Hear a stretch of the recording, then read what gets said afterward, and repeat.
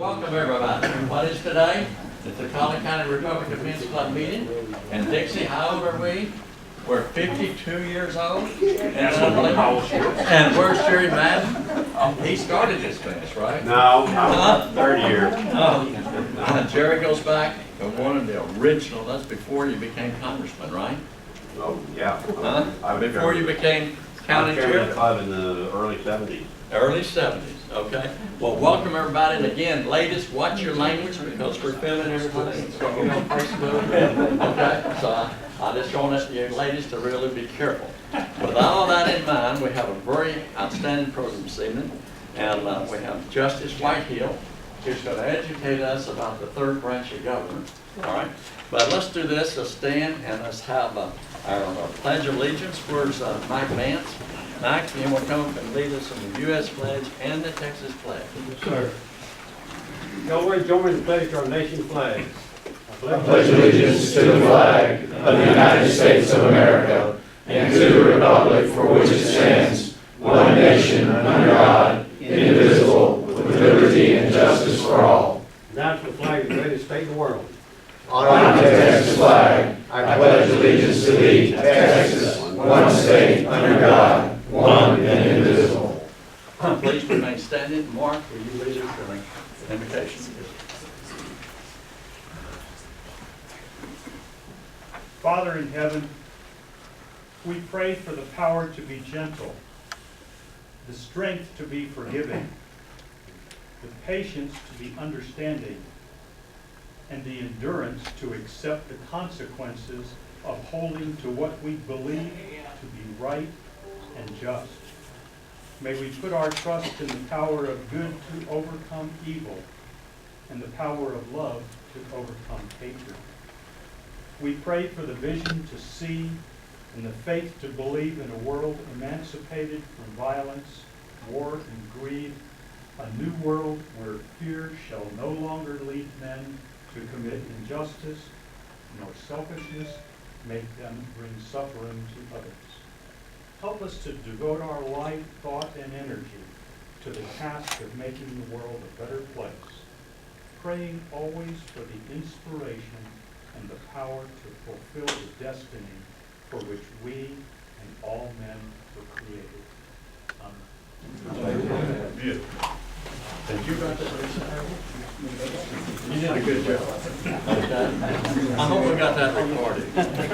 Please have a seat. All right. Now, we have some official business that we have to do tonight, and then before we get to our speaker. But we have a quiz, Jerry. Who are we? Now that we have a technical problem, so you have to rely on your memory. Okay? Who are we? We are the traditional conservative Republican Party of Collin County. And what is our principle? Okay? It's where men and women join together, learn together, and work together. Correct? Okay, we got that engraved. Right, Jerry? All right. Jerry, when were you county chair? 1978. Can you remember that? No. I was the president of the men's club that year. 1978. Now, when were you county chair? Weren't you county chair? 1992 through 1998. You had a tough job, didn't you? Wasn't easy, but I enjoyed it, and I thought we did a good job. We have our current county chair here tonight. Where's Mr. Reed? He's in the office. Conducting business? Business. 9 to 1, he's raising capital. I bet he's raising capital. He's dying for dollars. Okay. Let's do this. The first thing, get the business out of the way, but we have to have the election of the officers for 2020. All right? I'm going to ask these gentlemen to stand when I call their name. President, Ravi Janis. Okay. President-elect, John Myers. Okay. David Niederkorn, where is my man? Young star in our club. Okay. Vice President of Programs. And our Secretary, Steve Howell. Steve, you stand up a minute. Senior Vice President of Membership, Wendell. Sharpshooter Wendell. We just got back from Kansas. You don't want to walk next to him. You won't get a shot, right? All right. Vice President of Membership, Eric, the computer, master of the computer. Eric, okay. And let's come on down. Communications. Well, Eric, you're doing two things, right? You're newsletter. All right, you can stand up twice. There you go. Excellent. Well, master, I don't know about that. And Delar's having more fun than he deserves tonight. Delar lost 51 pounds on his diet. Wow.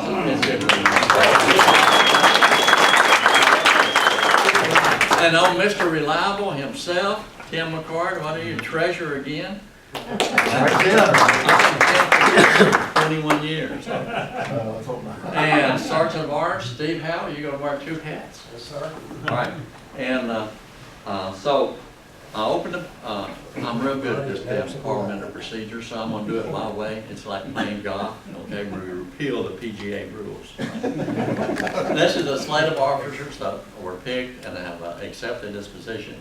I will open from the floor the slate of officers. If anybody wish to run from any of the positions, state so now in that position. Or run away. I will accept the motion to accept the slate by Mark Freeland. Freeland. Is there a second? Second. Everybody in I favor? think we ought to elect Mark as permanent pastor, though. You did one heck of a job. We should have a chaplain, good job. You always do.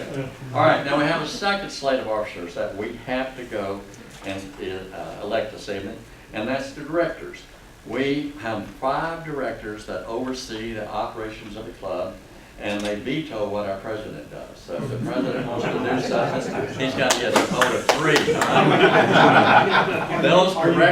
Those directors are Jim Bortsfield, and Jim is terribly ill, and he's not here this evening. But anyway, he just called. Neil Katz, where's Neil? Right here. All right, Neil. Delar, past president. Mark Rutledge, Mark's not here tonight, and myself. So we'll be serving as directors for 2020, overseeing the operations of the club. May I hear a motion? Is there anyone else? I move we accept the slate as read by acclamation. Thank you. A second? Second. Vote. Yay. All right, done. All right. Let's go to page 2.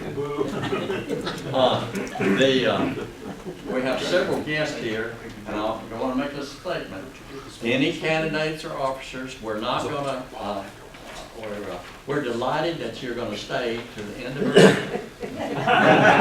Because after our speaker and after some additional announcements, all candidates and elected officials can come up and they have their 60 seconds to tell why they're famous, okay? But that'll be after the program, Gary, is that okay? See, if they go first, y'all know that, they leave. So we caught on to that, right? So we're gonna let that. Let me give you a little background. You know, President Trump has, we're not nominated, he's nominated. How many district judges right now? We're around 180? Or so? They've been confirmed about 160 judges. Okay. And I'm gonna tell another little story. Some of you who know me, Father Emil Novak, it was a good friend of mine, and he was out at, come on, name, the Catholic University, Dallas. University of Dallas. University of Dallas. And he escaped from Poland, okay, and he was professor of political science. Hungry. Huh? Hungry. Hungary, okay? See, she's my spouse. Now, he told me, I never will forget it, and I said, how did it happen in Europe? And he literally did his story of escaping Hungary as one that just should be on TV, all right? And he said, we lost our courts when the judges changed all the rules, okay? And he said something else, sir, and he said the most important right was the right to assemble.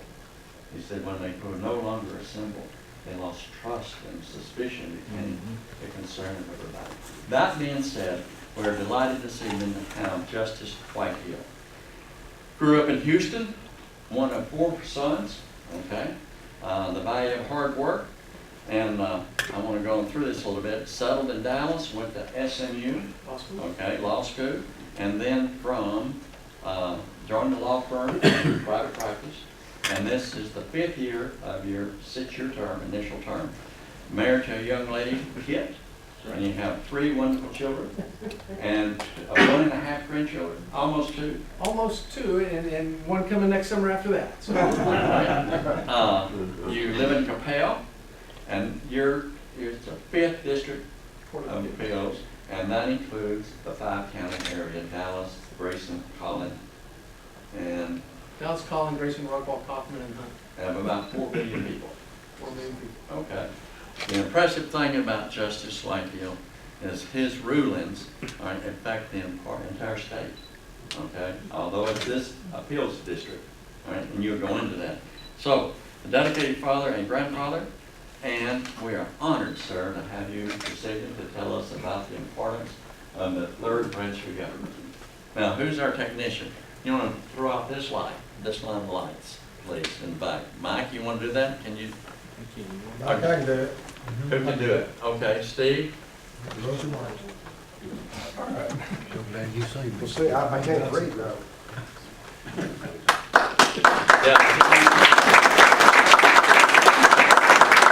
Let's wait till we're done and see if you want to do that.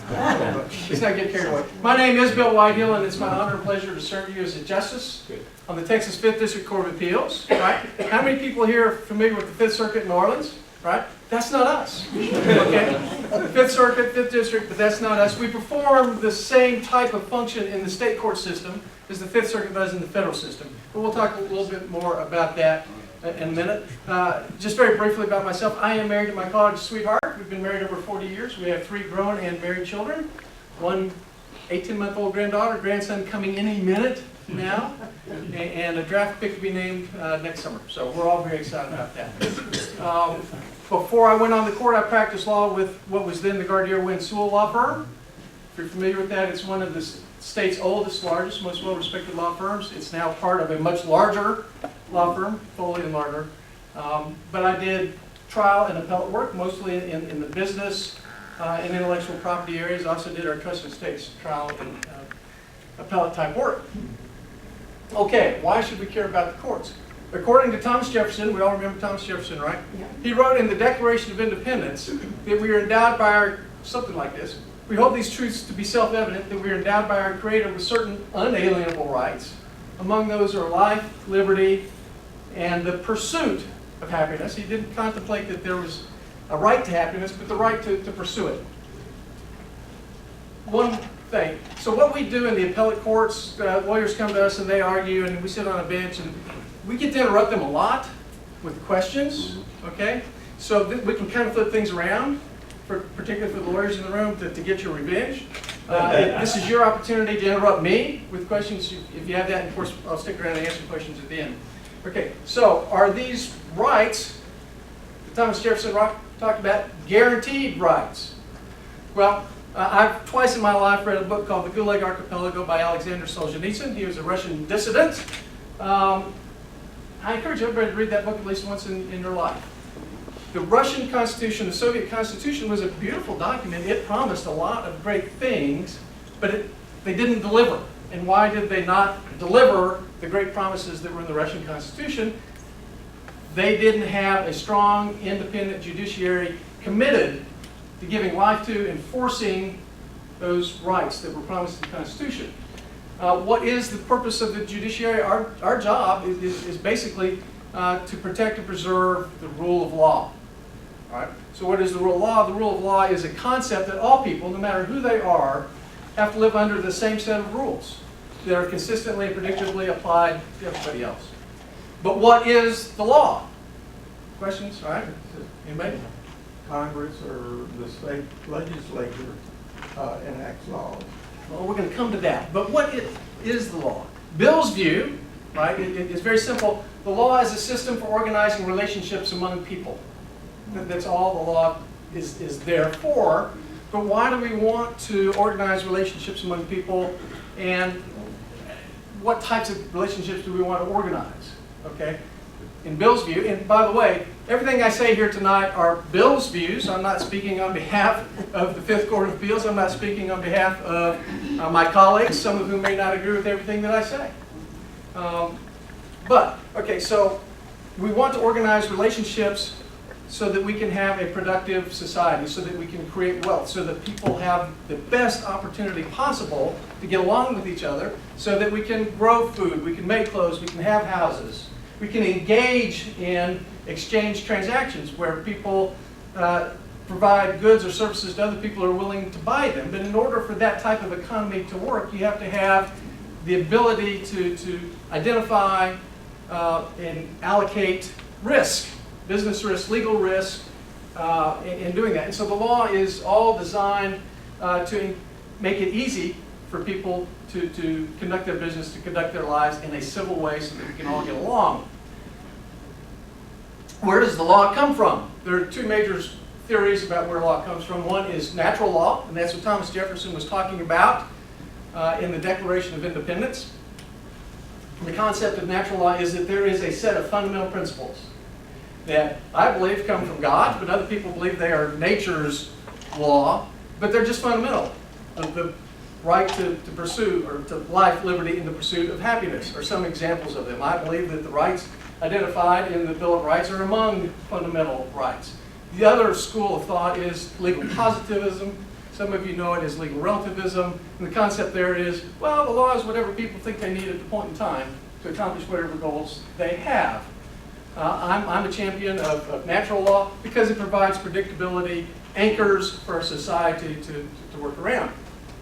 What type of legal systems are out there? All right, so we're covering several years of law school here in about 30 minutes. There are two major systems of law. One is the common law system that we have in the United States. We inherited that from England. Their common law system is the minority system around the world. I will in a second tell you why I think it's the better system. The concept of the common law system is stare decisis. When appellate courts make legal decisions and issue their opinions, those become the binding precedents that everybody has to live by. And the concept is they provide predictability. When another set of facts similar to what we just wrote about comes along, people can say, well, all right, in this opinion, this is what the court did, and my case is pretty much like that, so I know what the result is going to be. That's going to become important when we talk about codes and statutes. The other legal system is the civil code system, and this is what the majority of the world operates under. And what happens in the civil code system is the legislative body writes a set of codes, or statutes, if you will, that lay out all the principles for how people are going to get along. They call what we call contracts, they call obligations. What we call torts, they call extra-contractual relationships. And then they have property and civil code, all that. But what happens in the civil code system, every time a case comes up, the judge decides anew what he or she thinks this statute means. All right, and okay, they state treatises and whatnot, but they don't have a system of stare decisis, at least not like anything that we would recognize. I tried several cases involving Mexican law, and it's quite a different experience. The problem with that is you have less predictability, and it's up to the judge to decide, in this case, what he or she thinks this statute means. I much prefer the common law system because it allows us to fill in the blanks around what a statute means. So when a statute comes up and we can take look at the cases that have already addressed the statute and get a sense of what we're supposed to do. Yes, sir? How much does the intent of Congress weigh in on the opinions from the judges? Well, in my view, it's 100%. But it's the intent that they wrote in the statute that counts, right? There's no better evidence of what the legislature intended than the words they used. And in my viewpoint, in my philosophy, that's what I'm going with, if at all possible. Now, there's a well-recognized exception that if it's absurd, it just can't work. From Congress? Yeah, but one of the problems is when Congress writes a statute, they're trying to write it for a broad application. They can't anticipate every possible scenario that's going to come up. So, given the benefit of that, Congress, our state legislature, they do the best job that they can in a negotiated process, right, Jerry? To come up with a policy, and then our job in the court is, we're not out there writing statutes. It's not our job to come up with the policy. Our job is to take what the legislature comes up with and decide a case or a controversy. Take what they came up with and apply it to a set of facts before us. Well, there can be a wide variety of facts that can come up under any given statute, and our job is to interpret it and apply it to that set of facts. Okay. The legislature, in my view, and the constitutional view, is the primary source of public policy. You elect them, you put them in the legislature, you put them in Congress. Their job is to come up with the public policy or the rules that we're all going to live by, organize our lives by, our relationships by. It's, a problem, at least in my view, is the legislature wants to deal with broad strokes, and sometimes they don't want to make hard decisions or they don't want to get into the weeds, and so they will delegate a lot of authority to come up with specifics to administrative agencies. And we can talk about the merits of that probably for a whole another 30 minutes, but we won't do that. And then the third source of law is the stare decisis, or the opinions that I was talking about a few minutes ago. When we decide a case, we have to write an opinion that says what we did and why we did it. That becomes the binding precedent that everybody in our area has to abide by. Our area, our 6 counties, 4 million people, is larger than the population of 17 different states. When we write an opinion in the state court system, it's typically the first time somebody neutral to the case has explained to the parties what happened to them and why. So I think it's really, really important that we have really well-written opinions so that people have confidence that they got a fair shake in the courts. Do you ever look at other states and what their stare decisis is as a guideline? Maybe if it's a little wishy-washy here in Texas? It would be very rare, right? Because we have our statutes and their statutes could be a little bit different. And frankly, I don't care what. I'm not terribly interested. You know, it's a really similar issue, and there's nothing in the state of Texas to go by, and there's no guiding principles from the Supreme Court or the Court of Criminal Appeals that I can go by. Then maybe I'll look at that, but that happens so very rarely. The federal system is a little bit different, but in what we do. Okay, so we've talked about this. Why is the rule of law important? When you're making business investment decisions, are we going to build this plant, are we going to buy this equipment, are we going to engage in this contract with these people, you have to be able to identify the legal risks that are involved in that, right? When you grow your business, okay, I'm going to hire these people. What legal risk goes with that? You need to be able to identify that and then contract around it, or plan your business around it, or go get insurance to cover it. But in any event, you need predictability and consistency to do that. Family planning, your estate planning. You need to make sure that when you are planning what to do with your accumulated wealth when you're gone, that it goes where you want it to go. And so it's really, really important that wills and trusts are interpreted the way that you intended them, not the way that somebody who has a different view 20 years later wants it. It's important that contracts are interpreted and applied the way the parties intended when they made the deal, right? When everybody's happy with each other, as opposed to some idea that somebody else gets 3 or 4 years later when the deal has fallen apart and now they're not happy with each other. The whole system flies off the rails if contracts are not enforced the way they are objectively written and construed at the time the parties did their deal and identified and allocated their risk. Okay, where do the courts fit in? The U.S. Constitution has Articles 1, 2, and 3, legislature, Congress, the executive branch, and the judicial. We have the same three-party system, three branches system in the state in that order. And I think they are appropriately in order of Article 1, Congress, Article 2, the executive, Article 3, the judiciary. Congress should be Article 1 because they are the main source. They are the source of the public policy. They're the most, that is their job. The executive power comes second, and they take the laws in there to administer them, hopefully, according to the way that they're written. And our job is kind of to sit back and make sure that everybody else is doing their job correctly.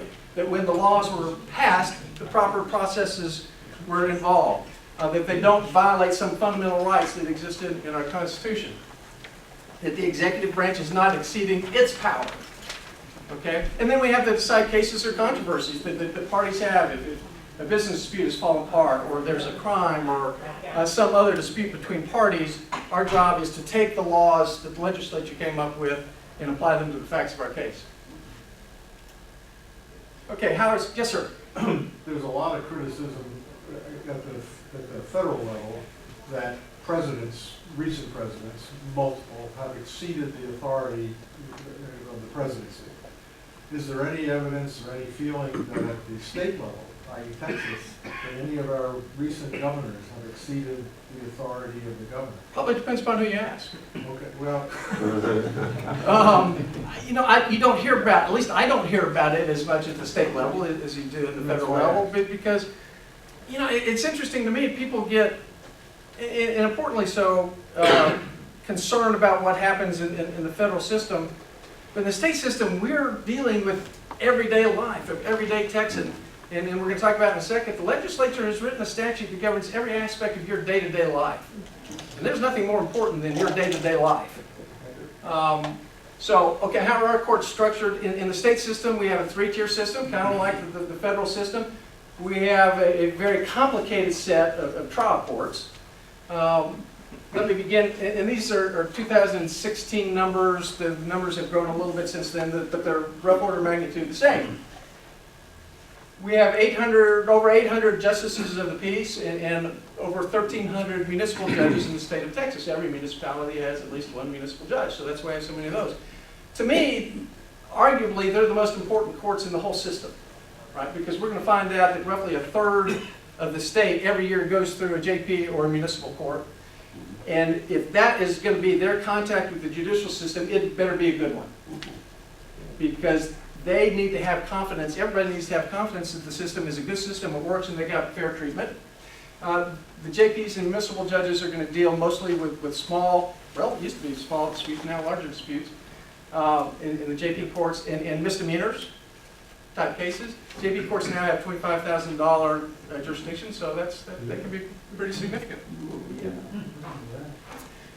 County court, and judges and lawyers in the room, when I go astray and say something wrong, feel free to correct me. This is your opportunity. Yes, sir. Forgive me, I'm just a constable, but JP's jurisdiction goes to 20,000 September of next year. Well, okay. Right now it's 10,000. Yes, right.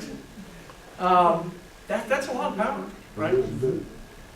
And those people don't have to be judges. They don't have to be lawyers, right? Actually, the JP system now is sort of designed to push lawyers out of the system and make it more of a people's court, which is interesting.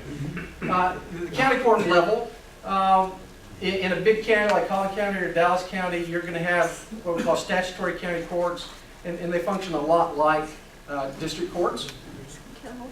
They may or may not have limited jurisdiction. We have 518 of them around the county. In a big county like this, you're going to have, for example, a statutory county court that is the probate court. That's going to handle all of your trust and probate cases, or most all of them. And then we have 470-something district courts that are going to be kind of like the district courts in the federal system. In Collin County, you have an interesting mix. Some of them are general jurisdiction courts that handle any kind of case, criminal, civil, family, that comes through the system. We're now in Collin County creating some courts that are focused on family law cases. In Dallas County and Harris County, we have courts that handle nothing but civil, district courts that handle nothing but civil cases, some that handle nothing but criminal cases, some that handle nothing but family law cases. And it just depends upon the size of the county how that happens. We have 14 intermediate appellate courts like ours. We're the 5th district court of Texas. So we're sort of like the 5th Circuit or the 9th Circuit. Actually, we're not like the 9th Circuit. We get things correct. There are 14 of our courts around the state. There are 80 judges or justices. Our official title is justice. But everybody knows, if you've ever been a judge, that as soon as you become a judge, your first name becomes judge. Yeah. Yes, ma'am. How is the population split on this court? Do you all have sort of a larger population? We do. So some of the smaller, the other districts only serve maybe. They may have a lot of counties, but very few people. Yeah. Okay, and we are the largest and busiest intermediate appellate court in the state. We have a chief justice and 12 justices on our How are court. those lines drawn or redrawn? Well, that's a good question. Right, so over 10 years ago, the legislature was supposed to redraw the lines and reconfigure them, and they haven't done it. I think strong arguments can be made that 14 are too many, because when you have 14 intermediate appellate courts, you have 14 sets of precedents. And so you can get these intermediate appellate courts creating conflicts. It can be confusing for people trying to do business in the state. If one set of principles is going to apply in Houston, is different than what's going to apply in Dallas, is different than what's going to apply in Austin. And in Houston, it's really tricky because they have two, right? They cover the exact same counties. And you don't know where your case is. You're trying a case in a district court in Harris County, and you don't know which appellate court is going to handle the case, because you don't know that until the case is filed. And the judge has got to make a decision. And so, minor digression, I'm going to go way too long, but so we go to baby judge school. And they have a special track for new appellate lawyers. And one of the programs, they have current Justice Brett Busby, now Justice on the Texas Supreme Court, is doing one program, and Harvey Brown, former Justice in one of the intermediate appellate courts in Houston, does another program. And I forget which one was which, but one of them comes in first and does a program about the court system and how well the Houston courts get along. The next program comes in, is focused on conflicts between the intermediate appellate courts, and half of them are between the two Houston courts. So That's not unusual. We always have to deal with Houston law. yeah, and so I mean it is a real problem. And I think Justice Shank on our court wrote a law review article 15 plus or so years ago, proposing they would take the 14 courts, consolidate them down to 5. The problem is, all right, so of our 14 courts, you have some 3-member courts in Texarkana, Tyler, Amarillo, Eastland, and some 5-member courts and 7-member courts. Those 3-member courts in Texarkana and Tyler, for example, are political powers. And convincing the legislators whose areas include those courts to maybe find a new way so that you don't have a Chief Justice located in Tyler or a Chief Justice located in Texarkana is a political problem. The Supreme Court tries very hard to equalize the caseload among all the 80 intermediate appellate courts around the state, and so cases can get transferred back and forth, and you have a situation that comes up. Historically, our court is an exporting court, which means that we are sending some of our cases to other courts because we got more cases than the Supreme Court would like for us to handle, and others don't have enough to do. The last couple of years, through an odd quirk in the way the legislature works, we actually became an importing court for a year or two. And so we got a bunch of cases from San Antonio. Well, when we are an importing court, we have to try to decide the case according to how we think the San Antonio court would decide it. Right? But none of us are on the San Antonio court. Well, we can read their cases and make our best guess. The problem is when the parties come back to us and file what's called a motion for rehearing en banc, right? Which is, okay, and we'll talk about this a little bit more, we decide cases in panels of 3. You have to get one other vote to go with you to decide the case. That works pretty well. But there are rules that say a disappointed party can come back and if you're a large court like us, ask all 13 of us to review it to see if the panel decision conflicts with a prior opinion from our court, or there's extraordinary circumstances, whatever that means. Okay? And that can be very flexible. So let's say we get a case from San Antonio, we decided the way we think San Antonio would want it decided, and the parties want an en banc consideration. So we have to try to sit en banc for the entire San Antonio court. So moving the cases around, these transfers arguably would not have to happen if we consolidate the COAs into 5, or at least not as much. We wouldn't have conflicting precedents. We could save money. There would be less money spent in some of the smaller Court of Appeals operations. I believe that more efficiency and better service to the citizens of Texas could come from this. It's not my job. Okay, it's the legislature's job to do it. Thus far, they don't want to deal with the courts for whatever reason. Okay, so this state, Texas, and I think this is a wonderful thing about our state, we actually have 2 Supreme Courts. How many people here know we have 2 Supreme Courts? Great, educated populace, love that. The Texas Supreme Court is the Supreme Court for all civil cases and a couple other little exceptions. And the Court of Criminal Appeals is the Supreme Court for all criminal cases. Okay? Our courts, the COAs, get everything. We get the family cases, we get the civil cases, we get the criminal cases, we get the juvenile cases, we get everything except the death penalty cases. And fortunately, they go straight to Austin, Court of Criminal Appeals. There are 9 on each of those. So the title of judges on the Supreme Court is Justice or Chief Justice. The title of the judges in the Court of Criminal Appeals is Judge or Presiding Judge. So the joke is there are no judges on the Supreme Court and there's no justice in the Court of Criminal Appeals. How busy are the Texas courts? And again, these are 2016 numbers. The 14 COAs disposed of, let's call it 10,900 cases. It's a lot of cases to be disposed of. The district and statutory county courts disposed of, let's call it 78,800 cases per year. These numbers keep getting bigger as our population grows. And then the JPs and municipal courts disposed of 7,900,000 cases. Roughly a third of the state population every year is going to run through one of those 2 court systems, which to me was a staggering number when I learned that. What do trial courts do? I love trial courts. I made a living in trial courts.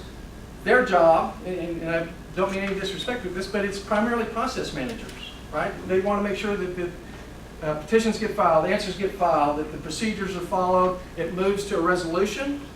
Either there's a jury trial or a judge trial. If there are disputed fact issues that have to be resolved and a judgment's entered.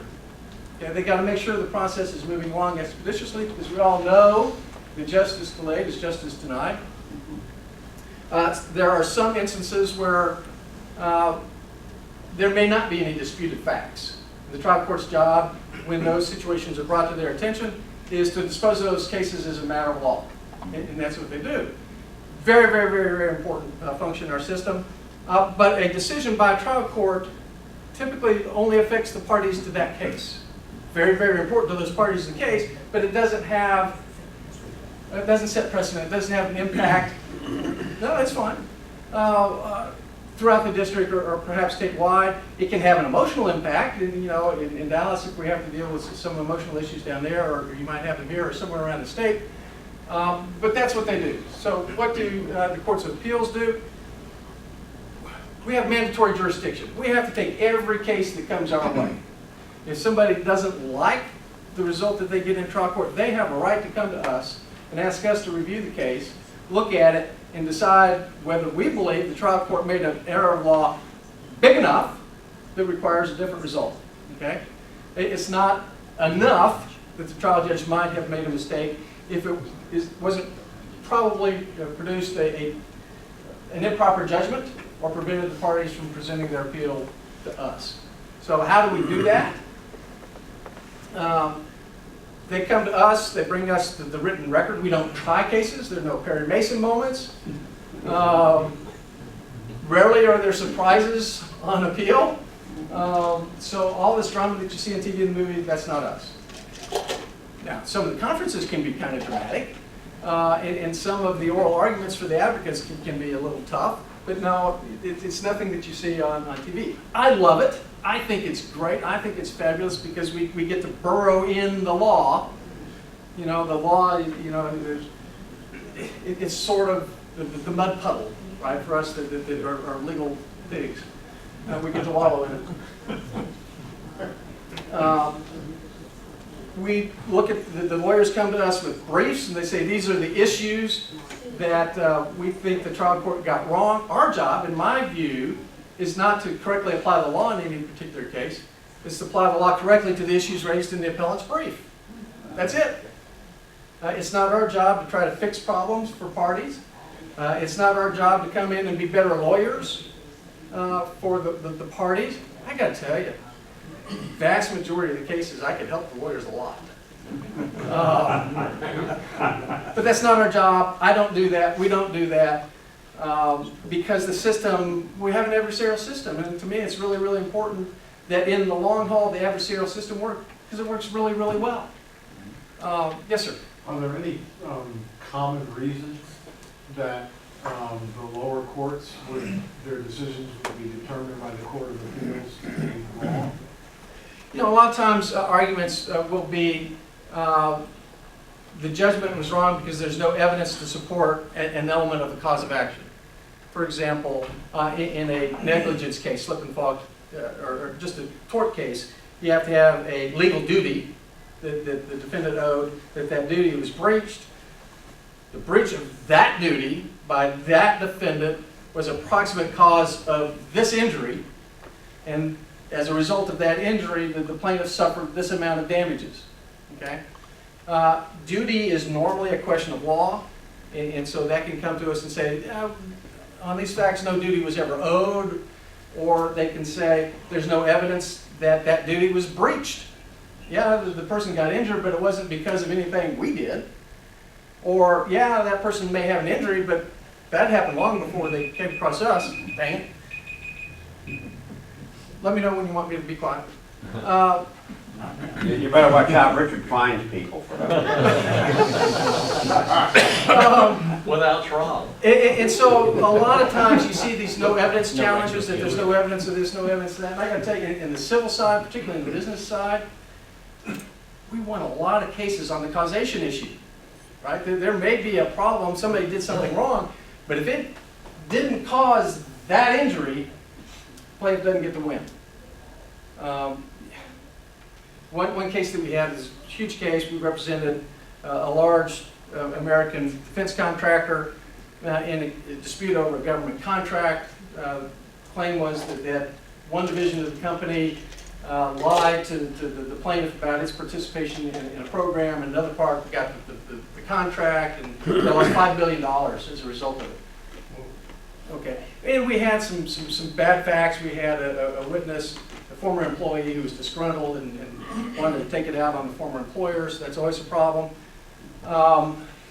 We won the case on causation. They couldn't show that no matter what happened, that the government was going to award the contract to this group anyway. Okay, so that's a common issue that we get. In the criminal side, we see a lot of insufficient evidence issues. We don't decide cases, well, there are two ways that we look at cases. One is a de novo standard of review, which is we get to start over. We're not bound by what the trial court did. We don't have to give any deference to the trial court.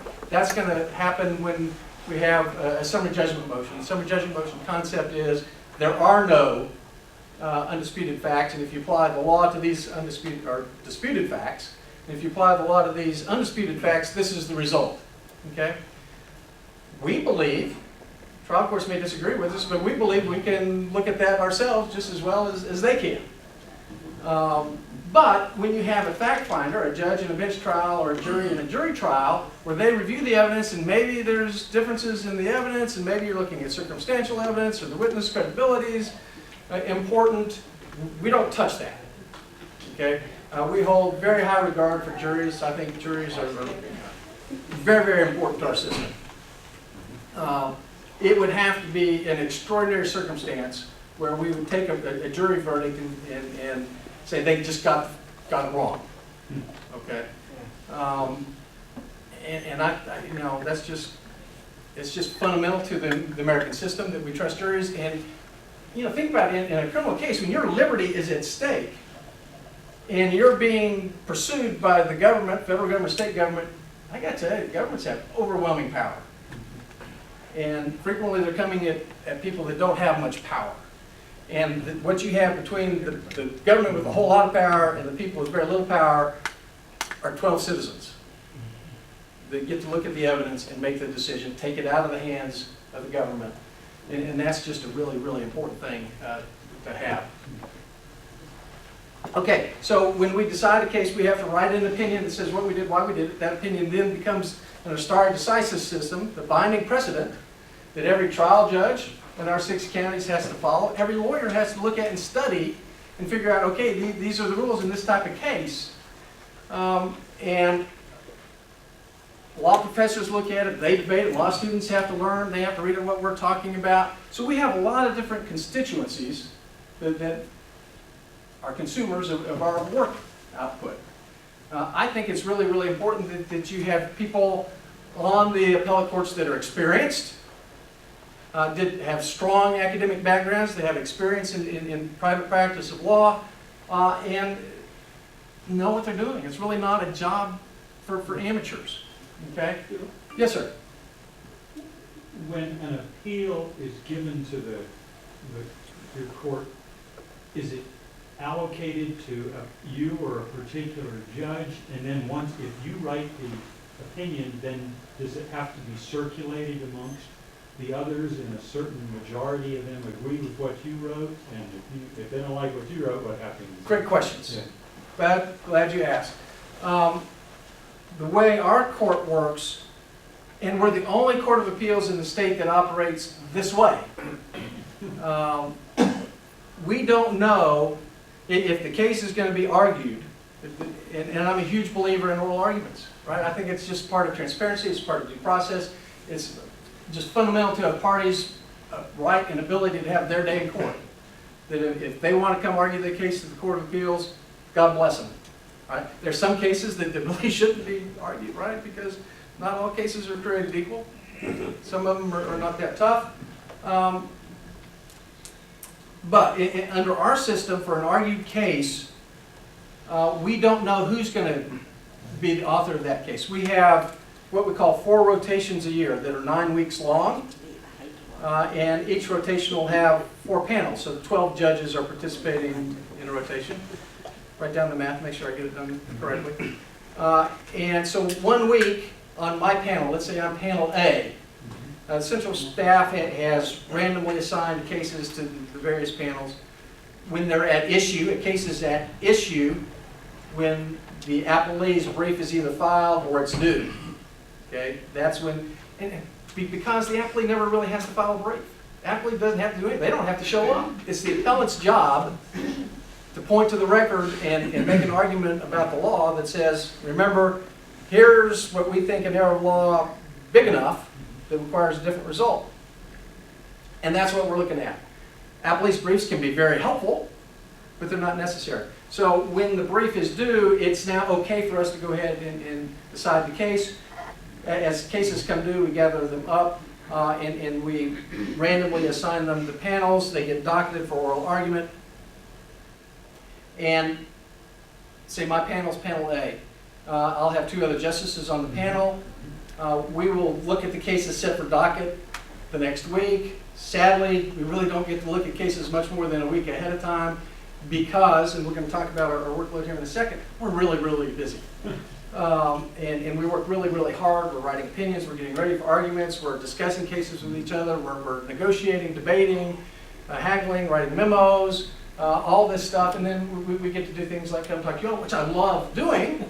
I love people, I love talking to people, but it's just all part of the job description. Okay, so we show up for oral argument, and the parties get, the appellant goes first, and they've got 20 minutes to present their case. The appellee's got 20 minutes to present their case, and we're typically asking them a lot of questions, so they show up and they think they're going to argue a bunch of stuff and they never get a chance to do it. That's okay. And then the appellant gets 5 minutes to come back and do a rebuttal argument. And we do 3 cases at a time on the civil side. Well, not at the exact same time, but in a row. 9 o'clock, 10 o'clock, 11 o'clock. And then immediately after that, the judges and our lawyers go into conference room and we talk about the cases, what we think the outcome is going to be in that case, take a vote on what the outcome is going to be, and which I think is a marvelous way to do it. And then we have to pick, okay, who gets this case, that case. First week of the rotation, I got the first pick because I'm the most senior judge. I like that case because it's the easiest one. Okay. Rule number 1 is you never pick an interesting case if it's not the easiest case. Because what's going to happen is the next week you're the 3rd pick. Yeah. And the week after that, you're the second pick, and then you're the first pick, and you do that 3 times in a rotation, and you do that 4 times a year. So, but you do have an opportunity to be involved in every case. So we sit there and we talk about the case, we take a vote, and then we make a pick, and then we go back and write drafts of the opinions. Right, so not all cases are created equal, and not all appellant's briefs are created equal. There are only so many A students in law school, so you're only going to get so many A briefs. We go in the drafting process. I will sit down with whatever case I've got, with whatever lawyer. I've got 2 staff lawyers that work with me full-time. They're wonderful people, very bright, very capable. Our staff lawyers are very bright, very capable people. Typically, they have excellent academic credentials. They typically come from big, prestigious firms. For whatever reason, they have decided that they would like to make a whole lot less money, but have a whole lot easier lifestyle. And I will sit down with my lawyer for that case and say, okay, we know the outcome. These are the issues we're going to focus on. This is how we're going to approach these issues. Now go prepare a first draft if we're the majority opinion author. I read everything myself before every argument. They will prepare what's called a bench memo, which is their ideas about a case, give them to me. I don't read them before oral argument, because I don't want to have my thoughts predisposed, if you will, until the argument in the conference is over. Before arguments, I prepare a spreadsheet for each case. It has the style of the case, which is the parties and the cause number and the date it's going to be argued. It tells me which judges on the panel and the lawyers helping me. I draft a summary of the facts that I think are relevant to the cases I go through. First column is going to be the appellant's issues, right? Because that's driving everything. I summarize those. Next column is a summary of the appellant's arguments. Next column is a summary of the appellee's arguments, and if there's a reply brief, there not always is, a summary of those. And then the last column is, okay, now that I've read everything and thought through it, this is my tentative thinking about it. Right, so if I have cases, this rotation, I'm on the D panel, which means I'm Wednesday afternoon, after lunch, 1, 2, and 3 o'clock, which means I start reading those cases Thursday or Friday before then.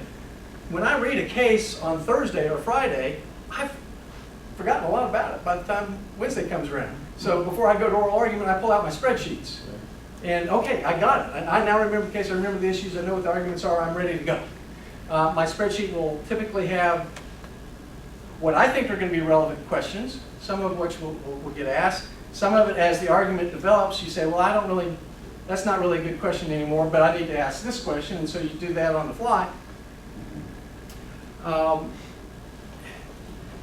that's the fun part and that is a fun part of the argument, is the exchange. And I tell advocates all the time, the best advocates who come in and make argument are ones that just come in and have a casual, not too casual, because we're the Court of Appeals, but a casual conversation among colleagues about legal issues. We're not interested in jury arguments. We're not issued in a lot of rhetoric. Focus in on what the issue is, tell me what the law is, and tell me why you went under that law, and let's have that academic debate, and that's a lot of fun. So when I talk to my lawyers, they've got the spreadsheet, we've talked about it. I have 2 lawyers. I think it's really important that my opinions, with my signature on them, look like they're my opinions, and that I wrote them, so I have a very distinct writing style. Some people like it, some people don't. But I think the opinions are not for us, the opinions are for our consumers. They should be very easy for the parties to read and understand, particularly if they're not lawyers. It should be easy for the lawyers to understand and follow. It should be easy for the academics to read and debate. So I think it's really, really important, for example, when I write an opinion, that by the end of the second page, if not sooner, the reader knows everything they really need to know about the case. What I believe most appellate cases have 1, maybe 2 pivotal issues. This is really what the thing is going to come down to. And I'm going to tell the readers, this is the decisive issue, or these are the 2 decisive issues. Here's the outcome, and here's why. All right? Because it's like a good newspaper column. right? You have to give people context. That's not the way most appellate opinions are written, believe it or not. Appellate judges, for whatever reason, particularly at the COA level, just start writing.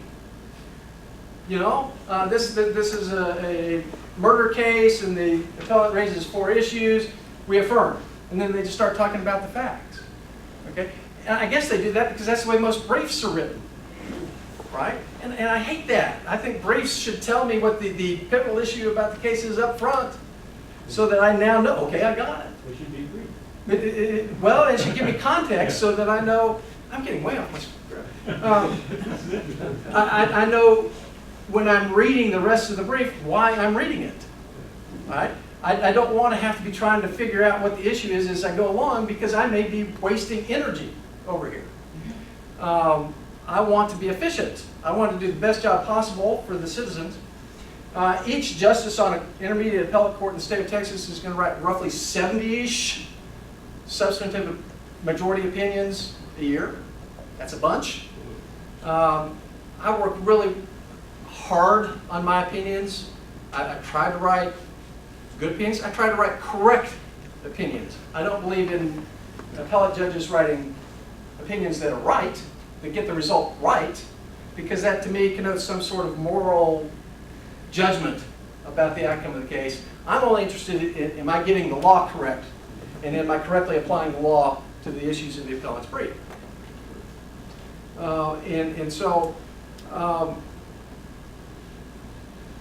My style, I use a lot of rhetorical questions for headings. I'm a big believer in very short paragraphs because they're easy to read. They're sound bites. You can go down the page, like at this point, that point, blah, blah, blah. Okay, so I have a very distinctive style. I have written a style manual for my team. We're the team Longhorns because I love the University of Texas. And so lawyers know that there's this thing called the Blue Book that is the Bible of form, right? Nationwide, theoretically. And then there's the Green Book, which the University of Texas Law Review puts out that says, okay, these are tweaks that we're going to make that are specific to the state of Texas. Okay? And then there's the Orange Book, which is Team Longhorns, and this is, I don't care what they say, this is what we're going to do. Okay? Because our job is to make it easy for people to read our opinions. Our opinions affect everybody in our district, 4 million people, right? That population, as I said earlier, is larger than the population of 17 different states. That's a lot of people. Historically, at least, the Fifth Court, our court, has a very good reputation around the state. People tend to pay attention to what we do. We historically do very well with that. What happens right after you finish writing that opinion? Okay, good question. Glad you asked, because I didn't get to that. I'll get a draft 30 days, 60 days later, maybe 90, depending upon the complexity of the case. For my staff lawyer, I go through a draft opinion probably on average at least 8 times before I circulate it to the other judges on the panel, right? Because I'm not bright enough to get it done well the first time. And then it will go to the other judges on the panel for them to comment on, discuss, debate, vote on. Today, we have a system called TAMES, the Texas Appellate Management Something System. All the briefs are filed electronically. All the record comes to us electronically. Everything is in the PDF, searchable PDF, thank goodness. And our opinions get circulated to the other panel members on TAMES, and then they have 8 days to vote. They can request more time. We work very very well with each other, so 8 days is not a big problem as long as somebody's actually working on it. During that process, there may be comments, well, I can't really agree with that, but maybe would you think something a little different over here, and you try to come up with that. If, as a result of the conference, there's not necessarily agreement on a case, and we disagree a whole lot more than these separate opinions, dissents or concurring opinions would suggest. And I used to be, with the old court, before last November, really good at flipping votes. In other words, going to my colleagues maybe after conference and saying, well, maybe we ought to look at this again. And have you thought about this? And let's focus in on this case, that type of thing. Trying to get at least one other person to agree with me. That involves memos, it involves emails, it involves, I'm a big believer in talking to people, right? The best way to communicate with somebody is to go into their office and look them in the eye and talk to them. So I will spend a lot of time walking around the court. We're all on the second floor of the Georgia Island Courthouse, doing that, in trying to make sure we get the opinion. Once the three of us are done with it, it goes out. Now, there may be separate opinions, dissents, or concurrences. I have written more separate opinions, dissents, and concurrences in the first 9 months of this year than the first 4 years combined. We had a little change in our court last year that has brought in some different judicial philosophies and ways of looking at things. And so I tend to write those separate opinions, if it's mine, myself, because my staff lawyers are really, really busy. Yes? On that note, one question that I wanted to ask, and you might get to a question and answer at the end, I don't know. Where you began your talk talking about that book, The Gulag. Archipelago. Right, yes. So as far as your experience goes, where does the system begin to break down if you have lower courts that are kind of going rogue, and then you have applying the law to facts of cases? If they get it wrong, where do you see the system as far as breaching Americans' rights, and as far as the trend of the day kind of shifting in a new direction? Where does the system begin to break down? Judicial philosophy, and I'm glad you asked that question, because one of the really, really important things for the judiciary, and I wrote about this in a dissenting opinion in a case called Riggs and Ray, interesting case. One of our fundamental roles is protecting our democratic Republican form of government with small d and small r. In other words, people elect legislators to go write words. Our job is to hold the legislators accountable to the words that they write. Good, bad, or indifferent, we don't care. Many, many times I'll write an opinion where I don't like the result, but in my view it's the correct result given the language of the statute that we've got, or a prior opinion from our court, or a prior opinion from the Supreme Court. Our job is so that the voters can go back when they're deciding whether to re-elect a member of the legislature to look at what they did. That's a bad policy, or that's a good policy. I'm going to vote against that. I'm going to vote for that. But if we get involved in the mix and fix problems for them, or interject our views of policy, then the whole democratic process goes askew. Because now policy is being created by somebody that the citizens didn't elect to go create policy. And so where things start to break down is some judges like me believe, I don't care if I like what the legislature did. Oftentimes I don't, but that's not my job. And a lot of times the legislature, when they create a statute, they do the best job they can. There might be, they can't deal with everything. So there's some questions that need to be interpreted.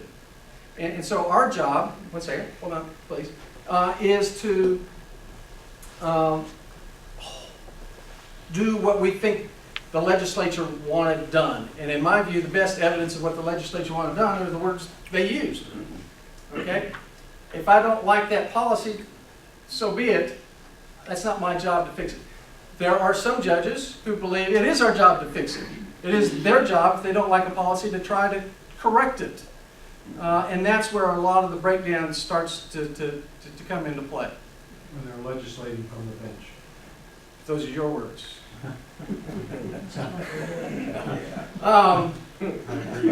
You know, so some people think that is an appropriate function of the judiciary, is to try to fix problems. Okay, that's just not my philosophy. I don't see it that way. Yes, sir. I have a similar question from the point of view of a new party. Somebody who has an issue with the judgment. You know, it takes, in a civil case, typically it's 2 years to get a winning judgment, especially running against a pretty rich uncle. and then it gets tangled up in appeals court, and then again appeals court, and then appeals court, and it takes another 3 to 4 years to finally remove it. And it costs a lot of money. And 90% cases, people just get tired and don't collect. Can you collect? Right? So my question is, if you ultimately overrule a lower court or trial court judgment, which is, judge gave a wrong judgment, does the judge get dinged for making a wrong judgment or getting, or his getting all of his judgment appealed? Two-part answer to that. One is, we can do three things on an appeal. We can either affirm what the trial court did, we looked at it, we don't see any reason to do anything different. We can say trial court made an error, and it's big enough that it probably caused the rendition of an improper judgment, and based upon this record, we can enter the judgment that the trial court should have done. So we reverse and render the case is over, as far as we're concerned. Or we can say, well, the trial court got it wrong and we need to do something about it, but we got to send it back to the trial court to do it over again. Okay? So that's one answer to your question. Now, we have a system of electing judges. And we can talk about whether that's a great system. I think people should have the ability to get rid of bad judges. And they should have input in who the judges are.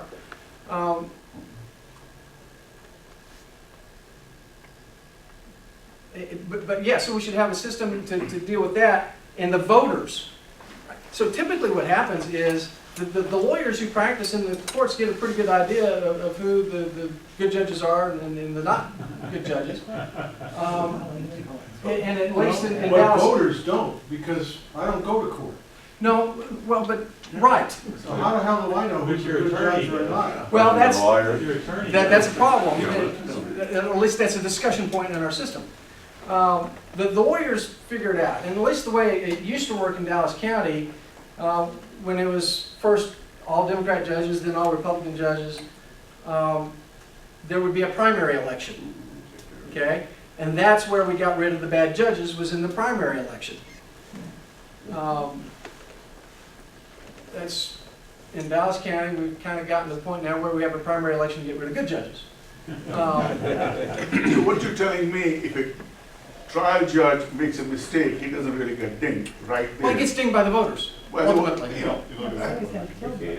Somebody's Somebody's got got to tell them. to tell the voters, and that's what the bar typically does, because when there is a primary election to change a judge, it is going to be the lawyers and the bar that's going to lead that effort.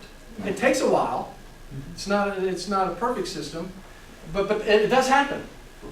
That's how it happens. Is there a record somewhere of what judges have had their appeals?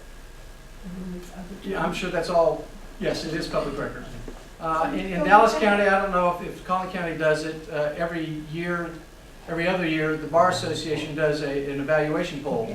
You send out to the lawyers to grade the judges. I'm proud to get very, very, very good grades.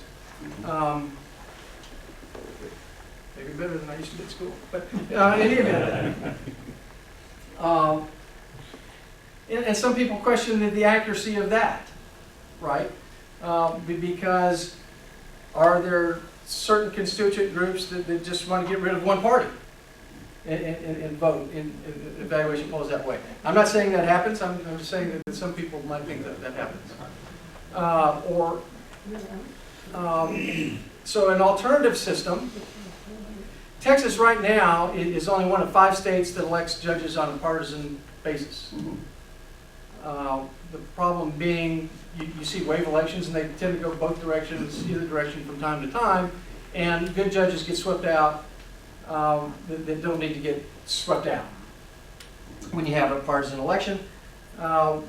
We have now, up until right now, we were only one of 2 states that had partisan judicial elections with straight ticket voting. Okay, now there's only one, and it's not us. For this next election, we've gotten rid of straight ticket voting for all elected offices. And I think the lawyers, the citizens, hopefully you all are getting a good sense that maybe Whitehill's a good judge and we ought to keep him, hopefully. If that's not the case, don't tell me about it, and don't tell anybody else about it. But you will. Everybody here, right? Campaigns are election campaigns are marketing campaigns, and you have opinion leaders and influencers and all that. Everybody here is an opinion leader, right? Because you're involved, people know you're involved, people are going to come to you and ask your opinions, right? And in this day and age, every candidate has a website, whitehillforjustice.com. We've got business cards and push cards, please check it out. It is your job to get informed and then spread the message, whether you believe a judge is a good judge or a bad judge, by talking to lawyers, by following what's happening, look at their evaluation results, look at their record, and how they're doing. And then push it out, right? And social media, emails. I got to tell you, when you're a down ballot candidate, particularly a judge, if you show up at the polls when people are voting and say, "Hi, I'm Bill Whitehill, I appreciate your vote for Court of Appeals," odds are you're going to get that vote. Yeah. All right? You'll get some veterans like that too. Well, this is advice to candidates. And if you have representatives there doing that for you, you're going to do it. If you are on somebody's email list, 99% chance that you're going to get that vote. So send out your email list to your friends and family and say, these are who I'm recommending. Those have huge impacts. Sometimes, when I'm reading voters in a poll, I say, "I'm Bill Whitehill, and I ran for Court of Appeals, I appreciate your vote." And they look for the list and they say, "Okay, yeah, you're on my list, great." Or, "Well, you're not on my list, but you're here, so I'll vote for you." Particularly if it's a cold, wet day and you're standing out. Really? Cold, wet day. All right. Okay, so let's talk about a couple of things. I've gotten way off the thing. Where are we? We're at the George Allen Courthouse. It's called the new courthouse in Dallas, but it was finished in 1964. The second floor, these are our 6 counties, 4 million people. We've covered that. Why is this important? Okay, this is my favorite part of the presentation. All right?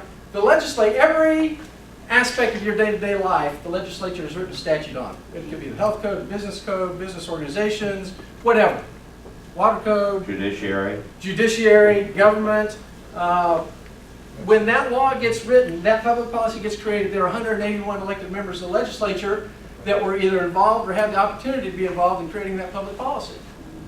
Governor has his or her signature on it. That's 182 elected people had the ability to influence and come up with that public policy. You might want to make it 183 because there's a lieutenant governor floating around in the Senate. Well, I include him in the, yeah, okay. 183 people have an opportunity to be, this is why I love the opportunity to, right, You I get get to wise do this. ass former legislators out here. Yeah, right. Hold me accountable. Every case we decide has at least one statute in it. At least one, usually multiple. Okay, so it is our job to read those statutes that the other 183 came up with and decide what they meant. And apply that to the facts of the case and write the opinion that I talked about that sets the precedent everybody has to follow. So 3 people that nobody knows, nobody paid any attention to, are going to decide what the other 183 meant. That's what we say they meant that counts, that everybody has to go by. And do you ever say what were they thinking? No. I think that a lot of times, but I never say that. Right, and so I was visiting with a friend of mine who's a former state representative, and I said, and I went through this example with him. I said, "John, you know, really, I think this job is at least as important as the state rep's job." And he goes, "No, Bill, you're wrong." And I went, "Oh crap, I just offended this guy." When you think about it, the impact that one person has, the job of an appellate justice is more important than the job of the state representative. So you need to get to know us. Little political advertisement here. We talked about legislature accountability. We'll come back to political advertisement at the end. We talked about a lot of this. We hear our term is September through August. We hear cases from September through May, and then we spend the rest of the summer cranking out opinions that we don't already have out. The legislature has said we're obligated to dispose of as many cases a year as get filed. Don't have to be the same cases, But if 1,000 cases get filed in our court during our term, we have to dispose of 1,000 cases. So we do that. Our court roughly disposes of 2,000 cases a year. Over half of them are going to be dismissals.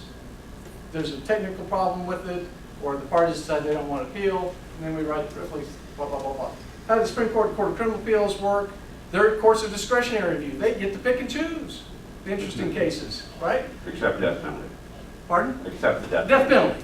Yeah, the Court of Criminal Appeals has to take those. Each court will decide roughly 100-ish cases a year. Each judge or justice will write roughly 7-ish substantive opinions a year. Now, they tend to be a little bit longer and more detailed than ours, but that's what they do. Oh. There we go. All right, so there are 13 judges on our court, a chief and 12 justices. In 18, we had 8 positions up, all Republicans. Up until 18, our whole court were Republicans. 8 positions were up, 8 positions lost. We now have 8 Democrats on our court. Studies of our opinions can decide for yourselves if there have been major changes in how we approach cases. That left 5 Republicans on our court. 3 of us are up this time. I'm up. David Bridges is up. And David Evans is up. David Evans was one of the 8 that lost last time around, but Ada Brown got promoted to a federal bench, and the governor just recently appointed David Evans to fill that spot. So that spot was going to be up for election anyway for another 6-year term. There are 3 of us. We need all the help we can get. We're going to be relying on everybody to do that. Same thing happened around the state. In Houston and Austin and San Antonio, by some fluke of nature, and actually it had more to do with when the legislature gave us criminal jurisdiction, that the majority of judges in those courts all came up for a re-election at the same time. And each one of those courts flipped to Democrats. And now we have a minority of Republicans in each of those benches. So all 3 of us are up. We need everybody's help here. WhitehillForJustice.com. Spread the word. If anybody feels so moved to, when we pass the plate, to contribute, that's great. That's wonderful. You can do that at WhitehillForJustice.com if I didn't mention that. What's your website? WhitehillForJustice.com. I'm overstaying my welcome. I'll be around for questions afterwards.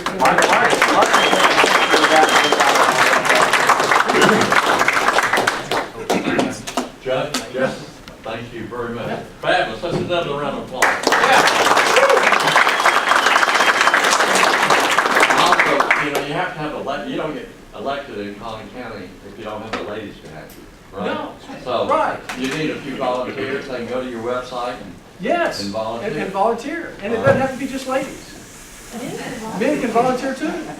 Absolutely. I'm going to do what Lynn tells me to do. Right. Judge, thank you very much, sir. All right. It's good to realize we have one oversight over one of our directors, and Lynn is doing that. Tell you what, you're hard lucky. I guarantee you that. All right, now let's look at our program and watch the clock. All right. We have some special announcements or special comments. Everyone knew Mark Reed, our county chairman. Outstanding young leader. Has done a fabulous job.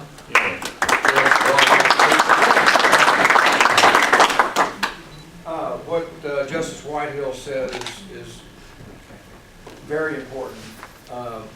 He gets elected from a number of counties, and we've got to get out the vote because the other counties won't support the Republicans. So thank you for being here. We really got to get out the vote. We just reported in the last executive committee meeting on Monday of this week about what we've accomplished in the last 6 months. And I began by telling people that I read them the mission statement.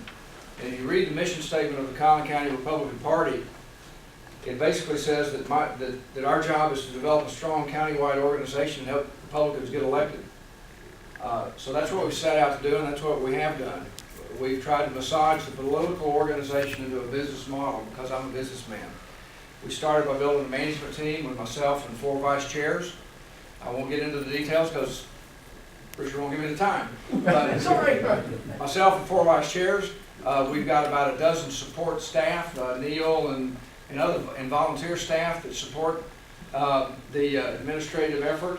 We've got several committees with several dozen people working, again, in that administrative support role. Bottom line is we've doubled the number of people that are working in the Collin County Republican Party to get Republicans elected from what we had just 6 months ago. So I think that's a testament to the strategy and to the success.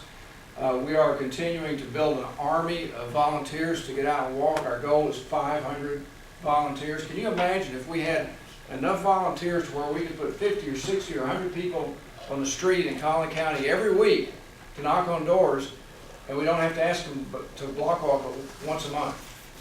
Wouldn't that be great? I know there's people that block walk every week and they wear themselves out. We want to build an army so we can deploy that army across Collin County. We're going to do that with new volunteers. We've got a couple hundred new volunteers so far. We're working on more. We're going to collaborate with the clubs, and we're going to get it done. Now, one more thing. Yes, sir. How many precinct chairs do you have? I believe we've got 100, where's Neil? I think we're up to 115. All right, and how many, we have 160, Neil? Well, we've got over 200 precincts now. So what can we do as active voters is help recruit precinct chairs. You need precinct chairs. We do, yes. That's your army. That's a big piece of the army. That's the leadership. We need precinct chairs to lead this Mark, army. can you get that out to Richard? Can you send that out to Richard? Get it out to the members of the club so we can see where you need the help in those precincts? We can, absolutely. We'll do that, yes, So sir. the big thing is to be a committeeman and help you, you have to be a precinct chair. That's right. All right, and our primary duty is reach out to your neighbors, friends, young leaders, young flat bellies, and say, hey, get involved in our party, okay, and become part of our Collin County. Why did you eliminate yourself? I'm going to retirement. Thank you. You guys are doing a great job. All right, Chuck, tell us, now, what's this business about SREC? SREC. What the hell does it stand for? It stands for State Republican Executive Committee Man. So I've had the honor of doing this since June of 2018. And just as Whitehill is correct, we've lost a lot of spots. In 2018, we lost 31 of the 32 spots that were open in 2018. We've got a lot of work to do. We have a few more open. The Democrats are very active, especially here locally. In Collin County, we have a lot of them that have registered as VDRs, and those are voter deputy registrars. Go out there and register new voters. There's been a lot of people registered, and so we've got to get really active right now. Part of what our activities are with RPT is we're going to start getting a lot of coordination going with the different campaigns within the different areas are highly targeted. As many of you know, HD 66 and 67 are highly targeted with Matt and Jeff's. From my understanding right now, Democrats are looking to spend about $500,000 in each one of those seats. So we need as much activity and as much action. So what we're going to do pretty soon is we're going to start coordinating our efforts with, of course, the RPT, with the Abbott team, and then eventually with the Cornyn team. Been meeting with all of those guys to see what we can do to get active and busy. So I'll call on a lot of y'all to help us out, and let's work together and let's win this thing. Thank you very much. Okay, moving along. What do we want to do? I'm almost ready for the Wheel of Fortune. So let me see here. Let me just talk just a minute. We've got one. Let's call it private privilege. You know, we started a deal 2 years ago. Where's my young neighbor? Okay. You can turn this off. All right, please, and then get the spotlight now. And what we say, the year of the magic. 2 years ago, we said, this is the year of magic. What is magic? Believing in the unforeseen, right? Sleight of hand. And we were entertained by a young leader in our community, Mayor Wiley. We all know who Wiley is, all right? And he brought about, now this table's here. You have to use the table for it. Okay, let's move that over. All right. And when this is there you go. All right. oh, what? Be careful here. All right. And so I want the magic to continue. So the master's going to show us here. how that can best be accomplished. Why don't you just float the table? Yeah, yeah. I was glad that you couldn't afford it. Well, you all know that Richard, you just heard him talk about how he's gonna retire. Move this for a minute. And so, I don't know, Richard called me earlier this week, said, are you coming? Are you coming? I don't know if he ever does that to y'all or not. Are you coming? And so, he said, you know, I'm retiring, I'm gonna have a little bit more time. And so I was like thinking afterwards, what are you gonna do, Richard, when you retire and everything? So, knowing I couldn't really count on you to be truthful, I called Lynn and said, what is it that Richard needs to do when he retires? And one of the things she talked about is you really could help a little more around the house. Amen. And understanding your generation and also your work ethic and all, we talked and really thought that laundry might be a good deal for you. Now, we really don't trust you with a washing machine, but you know, look out, Lynn, she gets worn out every day taking care of that home. And so you can help her out just a little bit. If you would just even fold the clothes once they're out of the dryer. You think you could do that? Okay. Okay. I didn't hear a volunteer there. You notice this is being recorded. Better turn that thing off. Richard, you know when you get them out of the dryer, like the towels, you gotta fold them a certain way. The sheets, you've gotta fold a certain way and all, but you know, we're gonna start a little more simpler for you. We're gonna just start with socks. All right? Now, you know, exactly, see, you prime example right there of how socks have changed. So I'm gonna show you kind of what I mean. Come on over if you would. I brought a little thing just to help us understand what's what. I've got a set of cards here with all different socks on them, as you can see, right? All right. Now, here's what I'm gonna do. I'm gonna put this first set right here. I'm going to take out another set, it's the same thing.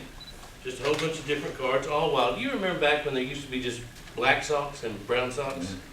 Yeah, it's changed a lot, hasn't it? All right, so here's what I want to do, Richard. I want you to take this first deck of sock cards, and anywhere you want to cut the deck, I want you to cut the deck and just set it right there. Butterfingers. Yeah. All right, there you go. All right, are you sure that's where you want to cut the deck? That's fine. All right, what I'm going to do to mark your spot is I'm going to crisscross it like that right there, okay? Can you do the same thing with this one? Just put it right here. All right. And again, I'm going to hold your spot just like that. You good? Now, do you know much about socks?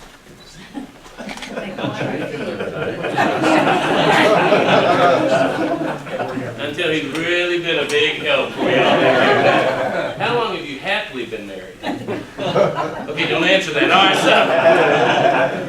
right, so here's what we're going to do. I'm going to take where you cut them, put these back, and we'll put this one right here. And then I'll take this one, and put it right there. Okay, you good? Yes, sir. All right. Now, just to show you what I'm talking about, we're going to see how magical you are when it comes to housework, all right? And when it comes to socks. So, for example, he didn't match these socks. Didn't do a very good job when you cut the deck, right? In fact, he didn't do a very good job there either. And in fact, let's keep looking. He didn't do a good job there either. In fact, you turned all the socks around. So let's, nothing there, nothing there, nothing there, still nothing. How long did you say you've been married? Okay, all right. So, nothing there. Happily 52 years. Okay. I thought you said you've been happily married 2 years. But anyway, all right. Still no matching socks, which is pretty sad, really. I mean, just to be honest with you, I'm kind of disappointed in you. So here's one. I'm going to take this set of cards here, and let me get them all straightened up real good. Put those up just like that. And let's take this set of cards like that, put them like that. Now, we got your two cards that you cut, right? All right, so hopefully at least those two will match. I mean, that's kind of the idea, otherwise we both failed miserably, okay? I really don't like to lose. You know, I've been elected 4 times as the mayor, you know, so I don't want this to be the night that I lose, Richard. Okay, so here's what I want you to do. I want you to, and I'm not going to be anywhere near the cards, I want you to pick up that first card. Yeah, you pick that up. and hold it up so everyone can see it. All right, so that looks kind of like a purple sock with stars on it, right? Okay. All right, and Richard, if you would go ahead, let's get ready for a big hand of applause of showing him the matching card. Go right ahead, Richard. Go ahead, pull that up, show it to everybody that it's. Now, come on. Very embarrassing. You can correct this. You know, so everybody can see it. I know exactly what happened. You see, their match was not in the wash. And that's why they're messing up. Absolutely. You know I what? don't think you'd have a match just like Because in his other pocket. it's right here. And it's right here.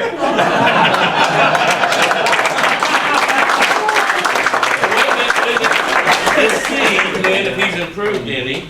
Because sure enough, maybe they now all match. They all. Way to go, Richie.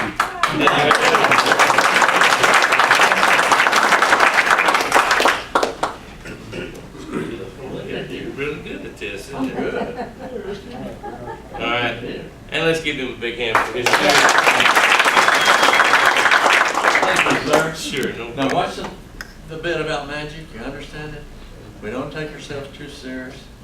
Okay? We have an open heart. The words of your prayer work for them and to make somebody happy, help somebody along life's way. Okay? What is our Republican Party? Learning together, working together, joining together for the principles that we believe. And I want to thank you very much, man. Sure, no Okay. problem. Thank All right. you. We'll move this over, let's get for the Wheel of Fortune. And let me look at my list here. And we're going to do one more thing. Here, I grab this side. Steve, I want you to, right behind you, there's something covered when you put that, go and put these two items up on the table. Right here. Let's start with this one on that. I'll put this on the table. Okay. And then we'll put this one. You know, really, we've been blessed with volunteers and workers, but in particular, I want to recognize a couple of ladies. When something really needed to be done, Kim reached out and got some help, right? And I mean, she worked in the kitchen and everything that we need. People that don't know, come here, young lady. This is Susan McCord. Come here, young lady. Now, y'all may not know, but she, Suzanne, what did I say, Susan? Oh, I got it close. Suzanne's also an artist. So I want to award you with a little gift, okay? And I thought this would be especially interested in you as a painter. So could you enjoy that for the holiday? Let's give her a Okay, let's pick up that other item. And let me assure you all something. We'd be in a hell of a shape, mess, if that wasn't for my Lynn being the administrative assistant. Come over here. All right.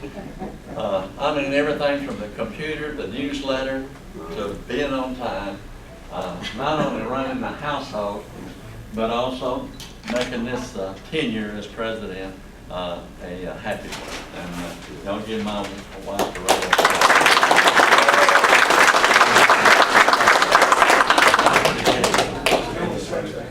See, put it over there and then we'll put it later. All right. And give my Lenny a round of applause. Let's count the Wheel of Fortune. Everybody got a ticket? Everybody got their deal? Anyone need a ticket? Everybody, if you don't have a ticket, grab a ticket right quick. All right, I'm gonna get a ticket.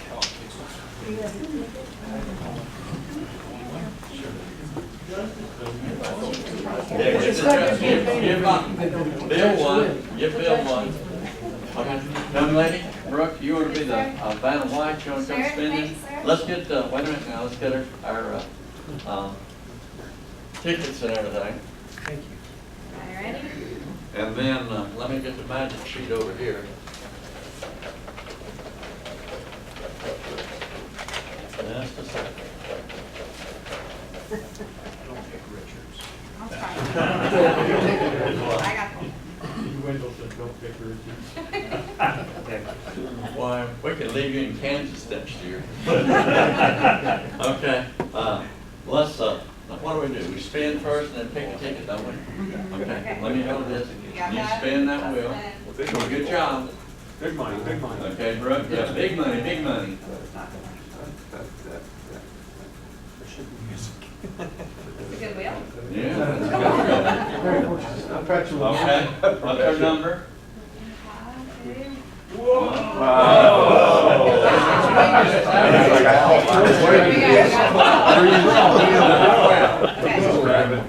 Let's pick a ticket. Got one? Okay. Call out the numbers. All right. 6, 5, 6. Yes. 176. 176. You got it. 176.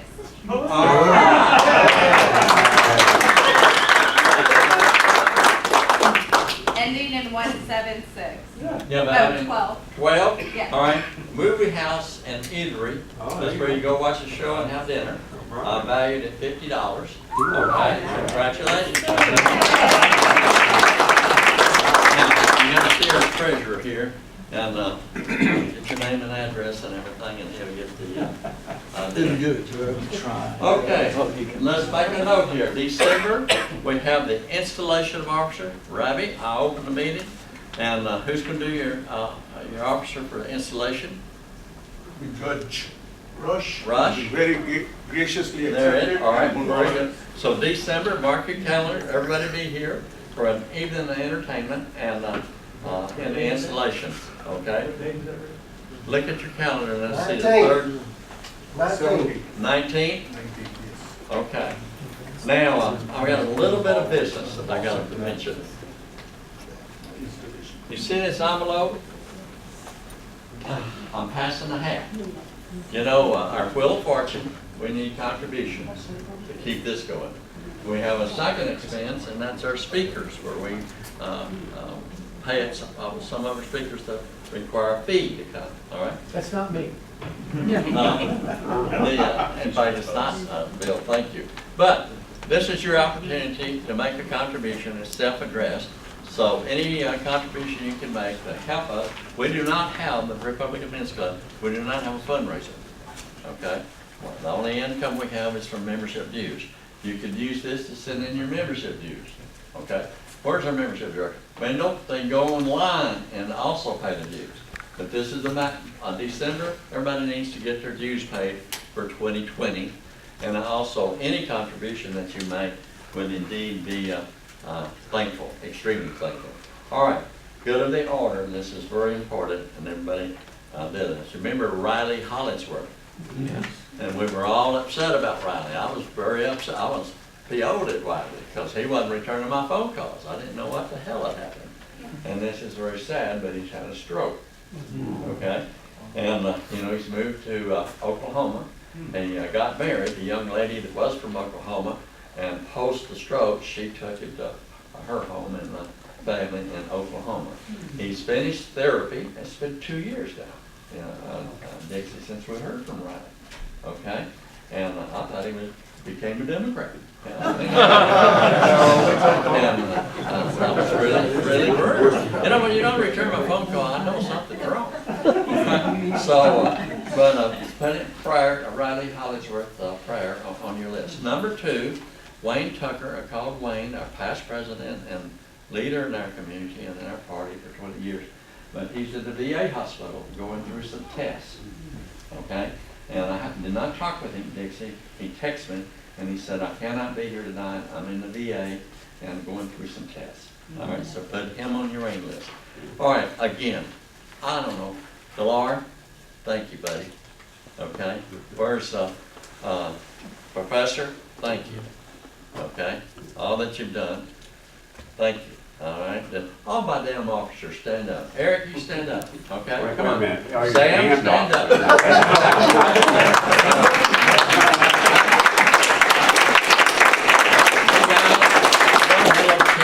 Thank you. All right, Where are your non-damned officers? He's trying to get out 1 month earlier, he still had 1 more month. That's right. You're still the damn leader. Well, 1 more month. But I want to tell you something. You asked Jerry if he formed this club. No, I did.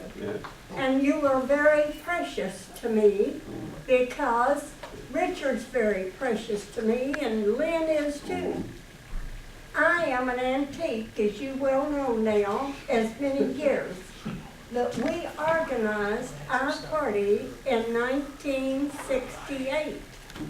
And on December the 2nd, 1968, we moved into our headquarters, which was one of 24 in the state of Texas. My first job was, there were 3 of us.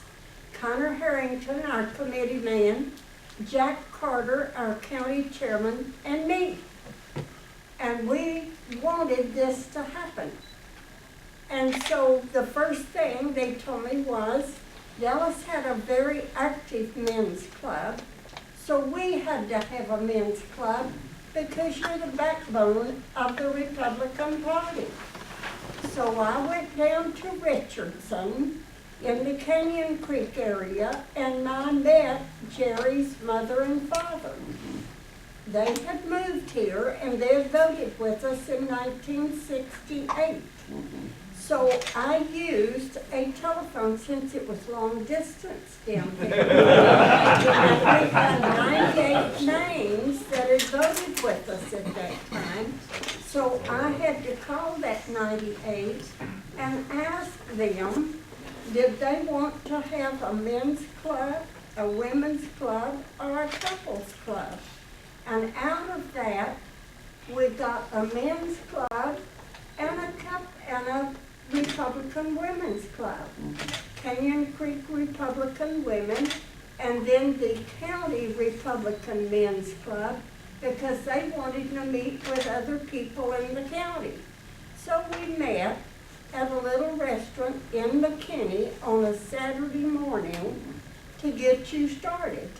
And I was your first secretary to do your minutes. And I left all of those in a file. I just hope some of them may still be there, I don't know. But we didn't have any elected official, so we invited, since the men are not federated, they can have anybody they wanted to for a speaker. So we asked the district judge, which we only had one at that time, and he liked all of us, but he was a Democrat.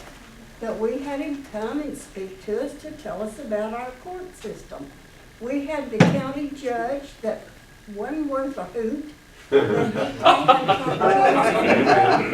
Then we invited people from Dallas County to come out, Republicans, because they had more than we did. But that's how you got started. And I am so proud of Richard. He's carried you on, and Joe did good. And I will tell you, whenever I worked many years ago to find out how our judges did, I went in and sat in their courtroom and I listened in the back. I wasn't in court for anything, but I wanted to know what our fellows did. And you can learn a lot that way. And we found that we wanted people of quality to run for judges. It's hells, bells, anybody now. They open up and everybody thinks they're good enough to be a judge. That's really not true. I just wish we could screen them a little bit better. But we can't, or we don't, and maybe eventually we will. So then we'll know what our judge system is doing. But I'm proud of what we have, and I told Mark a while ago. Mark's one of the old timers that I got to know whenever he first started running. So God bless you. Keep up the good work, and thank you so much for everything you've done. Thank you.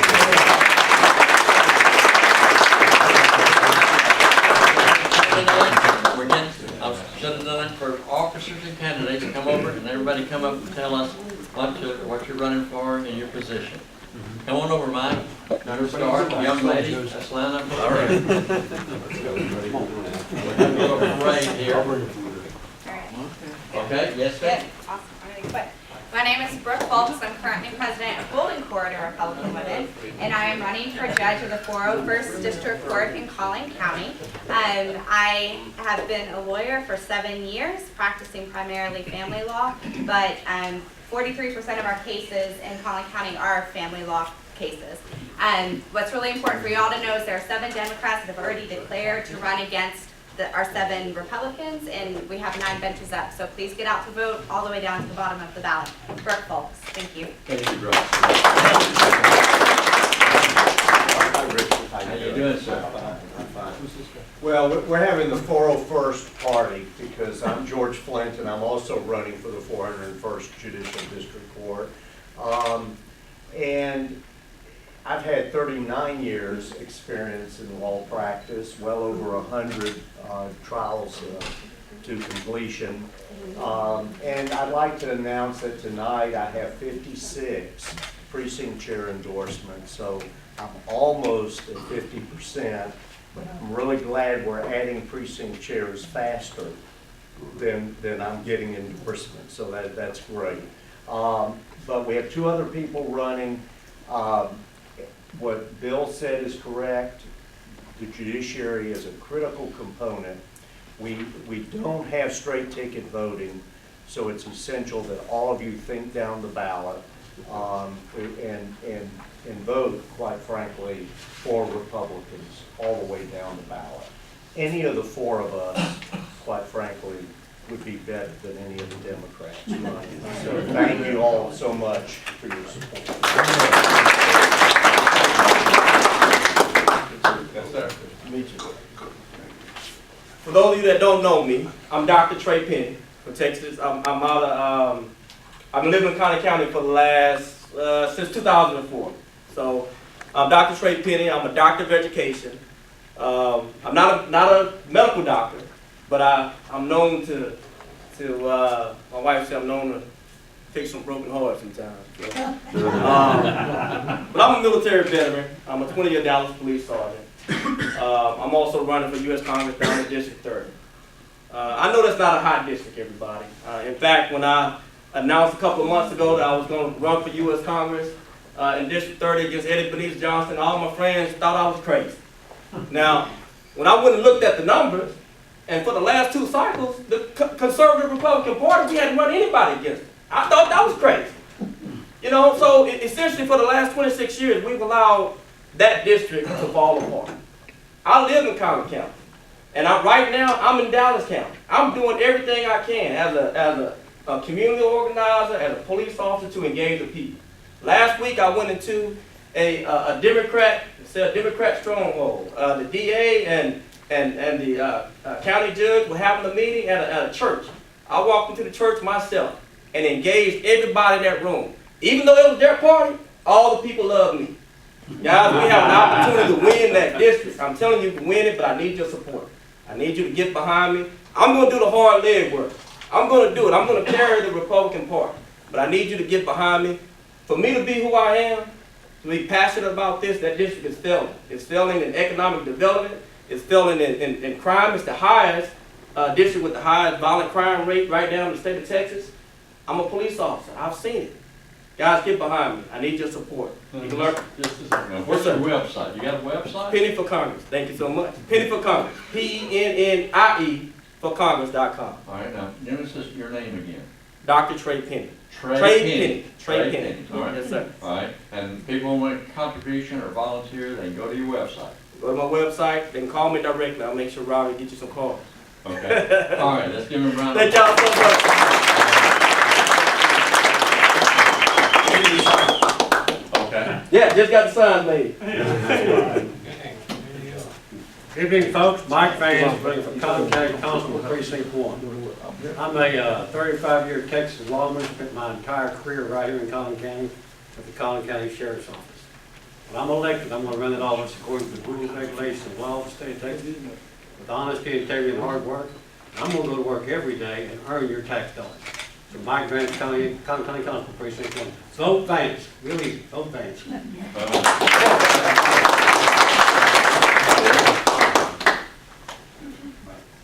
I'm Gary Edwards. I'm your constable on the east side of Collin County. Precinct 2. I'm a 40-year constable. I've been a deputy, a sergeant, the chief deputy. I retired from Dallas County. And up here, I've been here 13 years. I'm a deacon at First Baptist Farmersville. I'm a Trail Life Scoutmaster, an Eagle Scout, and I'm running unopposed right now. I hope to continue to do that.